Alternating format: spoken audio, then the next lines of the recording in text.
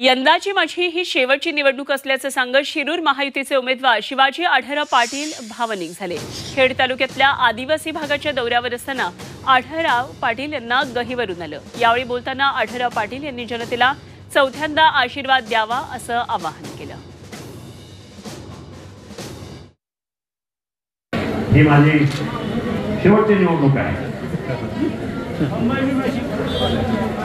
मुंबई भीमाशंकरचा आता त्याचा डीपीआर झालेला आहे, त्या सगळ्या गोष्टी होणार म्हणून तर सांगितलं। त्यासाठीच मला निवडून द्या आणि सगळी कामं करण्यासाठी ताकद द्या। ही कामं करण्यासाठी पाठपुरावा करण्याची जबाबदारी माझी राहील। केव्हाही मला तुम्ही जनता दरबारामध्ये विचारू शकता।